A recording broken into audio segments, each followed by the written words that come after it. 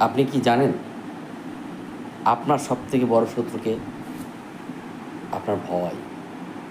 ভয় বলে তুমি পারবে না, মানুষ কী বলবে যদি তুমি ব্যর্থ হয়ে যাও। কিন্তু একটা কথা মনে রাখুন, ভয় সত্যি নয়, ভয় হলো আপনার একটা অনুভূতি। আজ একটা কথা মনে রাখুন, একটা কাজ করুন, চোখ বন্ধ করুন, গভীর শ্বাস নিন, নাক দিয়ে নিন আর মুখ দিয়ে ছাড়ুন। আর বলুন, আমি ভয়কে মেনে নিয়েছি, কিন্তু আমার জীবনকে নিয়ন্ত্রণ করতে দেব না।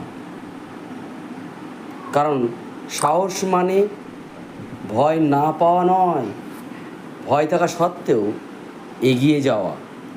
আপনার জীবনকে তখনই বদলাতে সম্ভব যখন ভয়কে অনুসরণ না করে আপনি নিজের অনুসরণ করবেন, নিজের স্বপ্নগুলোকে অনুসরণ করবেন।